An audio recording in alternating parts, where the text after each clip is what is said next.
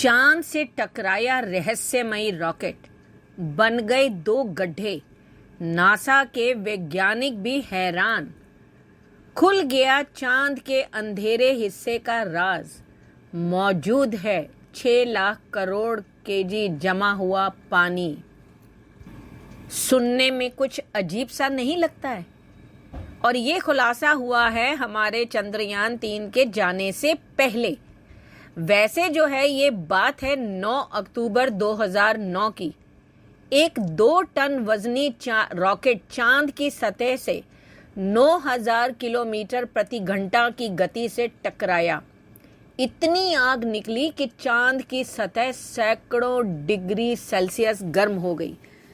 थोड़ी देर के लिए ही सही, पर एक काले गहरे क्रेटर यानी गड्ढे से ढेर सारी सफेद रोशनी निकलती दिखाई दी।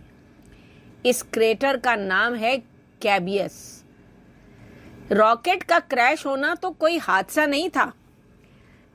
अमेरिकी अंतरिक्ष agency NASA lunar crater observation and sensing satellite यानी LCROSS मिशन को जानबूझकर चांद की सतह से टकराया था, ताकि यह पता कर सकें कि चांद के अंधेरे वाले हिस्से में रॉकेट टकराता तो वहां से क्या निकलता है, किस तरह की धूल या धुआं निकलता है।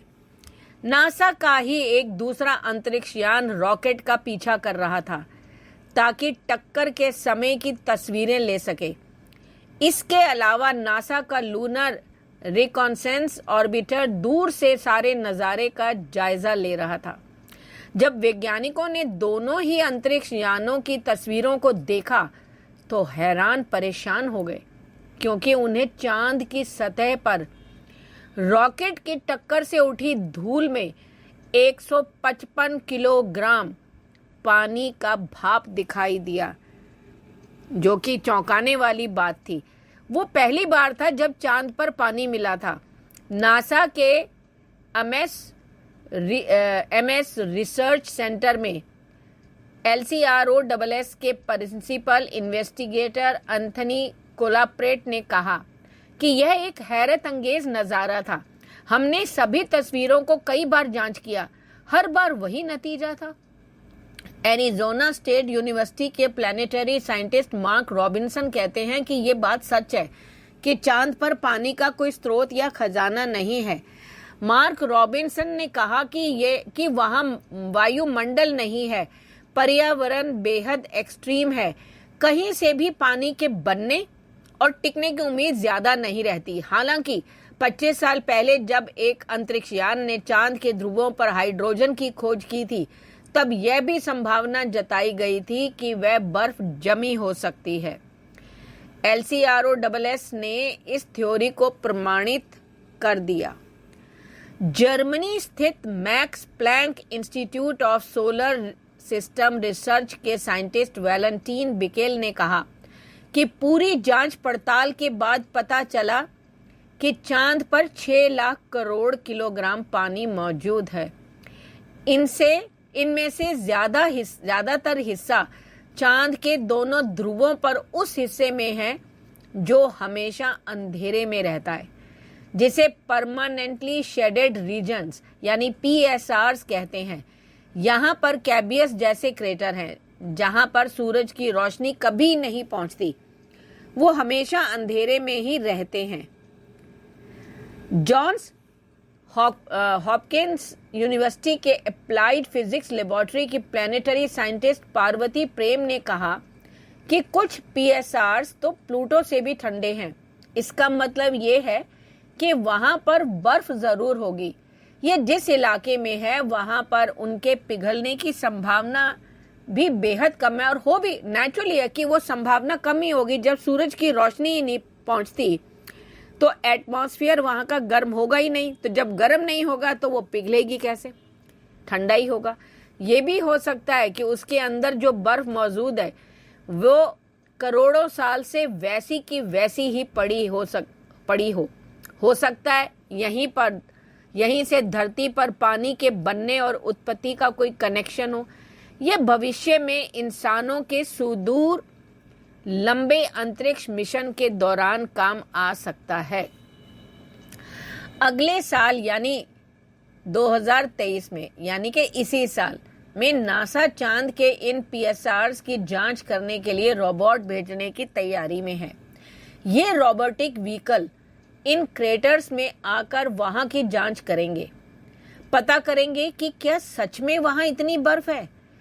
उसके बाद इस दशक के अंत तक नासा इंसानों को चांद पर भेजने की तैयारी में जुटा भी है, क्योंकि चांद के अंधेरे हिस्से में क्या है ये किसी को नहीं पता।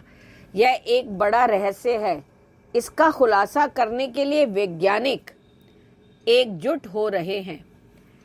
एरिज़ोना यूनिवर्सिटी के ग्रेजुएट स्टूडेंट पैट्रिक ओब्रायन कहते हैं कि चांद के अंधेरे वाले हिस्से में परछाइयां मौजूद हैं। सुनने में बड़ा अजीब सा लगता है और थोड़ा सा हॉरिफाइंग लगता है। यहाँ इतना अंधेरा है कि वहां प्राचीन बर्फ मिल सकती है। तापमान -250 डिग्री सेल्सियस तक चला जाता है। इसलिए उस इलाके का पता लगाना बहुत जरूरी है कि क्या कभी वहां के स्रोतों का उपयोग इंसान अपने किसी मिशन में कर सकता है या नहीं। अब अगर भारत की बात करें तो चंद्रयान 1 यानी चंद्रयान 1, पहला चंद्रयान, चांद पर पानी के बाद उसने बर्फ भी खोजी, परंतु संपर्क टूट गया। भारत ने अंतरिक्ष में एक और कारनामा किया था। दरअसल भारत की ओर से भेजे गए चंद्रयान 1 से मिली जानकारी के हवाले से अमेरिका की अंतरिक्ष एजेंसी नासा ने इस बात की पुष्टि की है कि चांद के ध्रुवीय इलाकों पर बर्फ मौजूद है। अब आइए जानते हैं इस मिशन से जुड़ी हुई अन्य खास बातें। चंद्रयान 1 में नासा का एक उपकरण moon mineralogy mapper instrument M3 भी लगा था और इसमें मिली जानकारियों के विश्लेषण के आधार पर नासा ने बर्फ होने का दावा किया है। नासा ने चंद्रयान से मिली जानकारी का विश्लेषण कर यह निष्कर्ष निकाला। PNAS जर्नल में प्रकाशित अध्ययन में कहा गया है कि बर्फ इधर उधर बिखरी हुई है। दक्षिणी ध्रुव पर अधिकतर बर्फ लूनार क्रेटर्स के पास जमी हुई है। उत्तरी ध्रुव की बर्फ अधिक व्यापक तौर पर फैली हुई है, लेकिन ज्यादा बिखरी हुई है, साथ ही ये गड्ढों में जमा है। नासा के अनुसार चंद्रयान 1 ने चंद्रमा के जिन हिस्सों में पानी होने की पुष्टि की है वहां का तापमान कभी -156 डिग्री सेल्सियस के ऊपर नहीं जाता। चंद्रमा के इन ध्रुवीय हिस्सों में सूर्य की किरणें ना के बराबर ही पहुंचती हैं। नासा के मुताबिक चंद्रमा पर मिली बर्फ का उपयोग भविष्य में चंद्र अभियानों के लिए संसाधन के तौर पर किया जा सकता है। इसके अतिरिक्त इसका उपयोग एक दिन चंद्रमा पे रहने के लिए किया जा सकता है।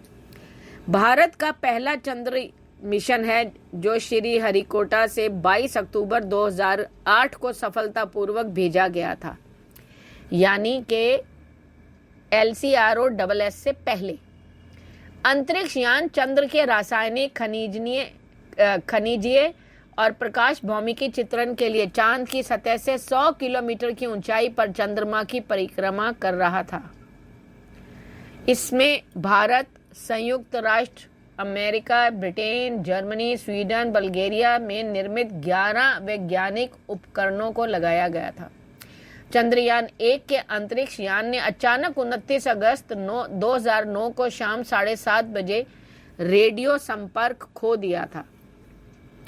बेंगलुरु के पास बेलालू में गहन अंतरिक्ष नेटवर्क ने चंद्रयान 1 से रात के 12:25 बजे तक कक्षा से डेटा प्राप्त किया था। हालांकि एक साल बाद इसरो का उससे संपर्क टूट गया था, लेकिन 2017 में नासा ने इसे फिर ढूंढ निकाला।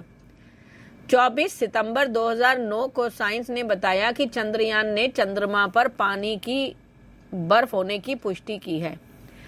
भारत में चंद्रमा पर बसने के लिहाज से कई तरह के विकल्पों पर शोध की जा रही है। साथ ही चंद्रयान 2 को चांद पर भेजने की तैयारी चल रही थी तब, और वहां पर वो भेजा भी गया, परंतु वहां पर फिर नुकसान हुआ और वो उतना सफल नहीं हुआ। बट ऑर्बिटर आज भी उसका वो काम कर रहा है, और जो अब चंद्रयान 3 को भेजा जाएगा वो इन सभी कमियों को पूरा करेगा। उसमें ऑर्बिटर नहीं लगाया जा रहा, क्योंकि ऑर्बिटर, पुराना जो ऑर्बिटर है उसी से चंद्रयान 2 का जो है उसके ही संपर्क करके ये कार्यक्रम को आगे बढ़ाया जाएगा। अब बात करते हैं कि चंद्रयान 3 मिशन में जो लॉन्च व्हीकल से जोड़ा गया चंद्रयान 3 का यह अहम हिस्सा है। देखिए, 13 जुलाई को चंद्रयान 3 के प्रक्षेपण की उम्मीद है, तैयारियां जोरों पर हैं। 5 जुलाई को चंद्रयान 3 की एनकैप्सुलेटेड असेंबली को लॉन्च व्हीकल से जोड़ा गया। भारत के बहुप्रतीक्षित चंद्र मिशन चंद्रयान 3 को प्रक्षेपित करने की तैयारियों के लिए बहुत ही जोर शोर से काम हो रहा है। लॉन्च व्हीकल मार्क 3 LBM-3 भारतीय अंतरिक्ष अनुसंधान संगठन की ओर से ही विकसित किया गया 3 चरण वाला मध्यम लिफ्ट लॉन्च वाहन है। इसरो ने ट्वीट पर जानकारी दी कि आज श्री हरिकोटा के सतीश धवन अंतरिक्ष केंद्र में चंद्रयान 3 वाली इनकैप्सुलेटेड असेंबली को LBM-3 के साथ जोड़ा गया है। इस घटनाक्रम की कुछ तस्वीरें और वीडियो भी सामने आए हैं। अनुमानित तारीख जैसे था कि 12 से 19 जुलाई, अगर मौसम सही रहा तो, अगर सब कुछ ठीक रहा तो चीजें योजना के मुताबिक हुई तो 13 जुलाई को इसके लॉन्च होने की उम्मीद अदरवाइज बताई जा रही है। इसरो प्रमुख S सोमनाथ ने हाल ही में कहा था कि मिशन लॉन्च के लिए जल्द से जल्द संभावित तारीख चुनी जाएगी। चंद्रयान 2 के बाद चंद्रयान 3 भारत का तीसरा चंद्र मिशन है। इसमें एक स्वदेशी लैंडर मॉड्यूल यानी LM, प्रोपल्शन मॉड्यूल यानी PM और एक रोवर शामिल है। इसका उद्देश्य अंतर्ग्रहीय मिशनों के लिए जरूरी नई तकनीक को विकसित और प्रदर्शित करना है। इसरो के मुताबिक लैंडर में चंद्रमा पर एक निर्दिष्ट जगह पर सॉफ्ट लैंडिंग करने और रोवर को तैनात करने की क्षमता है, जो अपनी गतिविधि के दौरान चंद्र सतह का अपने स्थान पर रासायनिक विश्लेषण करेगा। चंद्र सतह पर प्रयोग करने के लिए लैंडर और रोवर के पास साइंटिफिक पेलोड होंगे। बता दें कि 22 जुलाई 2019 को चंद्रयान 2 को प्रक्षेपित किया गया था। इस अवसर पर प्रधानमंत्री नरेंद्र मोदी भी श्री हरिकोटा स्थित सतीश धवन अंतरिक्ष केंद्र पहुंचे थे। अब आपका क्या विचार है? आप क्या सोचते हैं इसके बारे में? क्या वाकई चंद्रमा पे बर्फ जमी हुई मिलेगी या हमारा चंद्रयान 3 वहां पर लैंड करने में सफल होगा? अपना विचार कमेंट में लिखें। धन्यवाद।